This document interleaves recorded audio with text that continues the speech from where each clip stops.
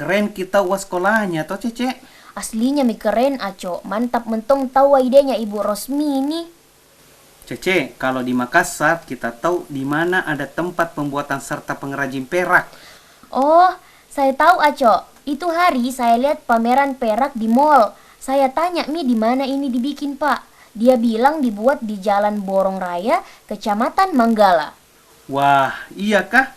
Mau ke sana lihat Ki bagaimana prosesnya itu. Karena pernah saya lihat ada yang dibikin bentuknya seperti perahu pinisi.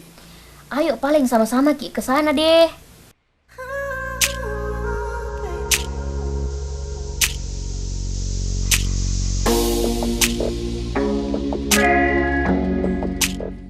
Pemirsa Net TV, Pak Syamsul adalah salah seorang pengrajin perak di kota Makassar.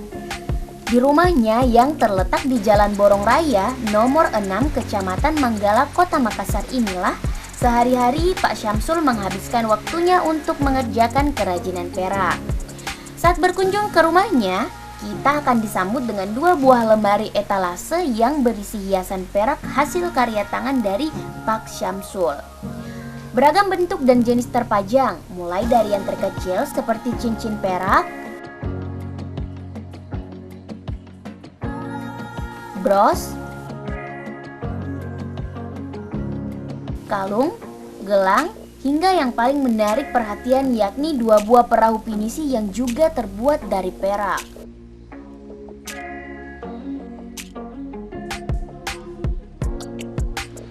Dalam pembuatan hasil karya seni tersebut, baik dari cincin hingga replika perahu penisi yang terbuat dari perak ini memang perlu ketelitian dan kecermatan yang bagus.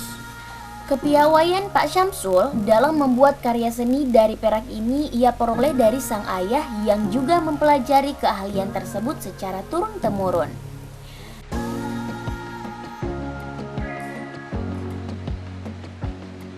Tidak mudah memang untuk bisa membuat sebuah karya dari perak. Menurut Pak Syamsul, dirinya mulai belajar membuat karya seni dari perak sejak duduk di bangku sekolah menengah pertama. Sebagai pengrajin perak di kota Makassar, Pak Syamsul tergabung dalam sebuah komunitas yang bernama Galeri Pak Rimpungam Padede yang ia bangun bersama sang ayah.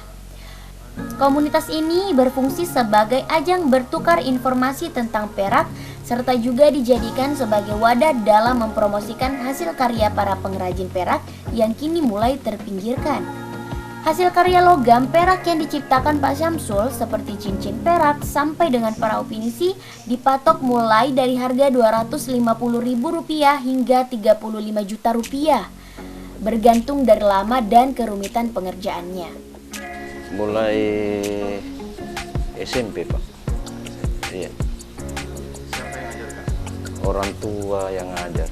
Orang tua. Iya. Memang sudah turun-temurun. Iya, sudah turun temurun pekerjaan ini. Kalau rata-rata kendalanya sekarang mulai dari permodalan sama peralatan, karena peralatannya semua sudah tua-tua Mi.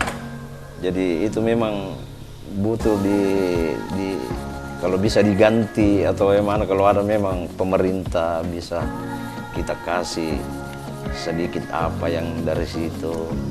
Oh, perahu pinisi, bros, cincin, gelang, kalung, pokoknya apapun aksesoris yang ada dipakai saya bisa buat. Beberapa alat yang terbilang masih tradisional menjadi alat bantu kerja Pak Syamsul. Alat-alat itu diantaranya yakni gurinda, kowi atau mangkuk peleburan, pompa, tungku peleburan, gunting, pinset, mesin pres, palu, sikat kawat, solder, tang hingga paku ukir. Menurut Pak Syamsul, dalam pembuatan kerajinan perak memerlukan beberapa tahapan yakni yang pertama ditimbang, lalu dilakukan peleburan biji perak dengan menggunakan suhu tinggi. Setelah lebur, setidaknya ada 2 jenis perak yang dihasilkan, yakni perak lembaran dan perak tali atau kawat. Memang membutuhkan waktu yang agak lama, namun hal ini akan membuat perak menjadi semakin bagus dan inilah yang menjadi ciri khas pengrajin perak di Makassar. Sebelum masa pandemi, Pak Syamsul mengaku bersama 2 rekannya ia mampu membuat puluhan buah cincin perak Namun saat ini dirinya hanya bisa membuat 1 hingga 8 cincin perak dalam 1 hari. Selain itu, sulitnya permodalan dalam mendapatkan bahan utama perak juga menjadi kendala.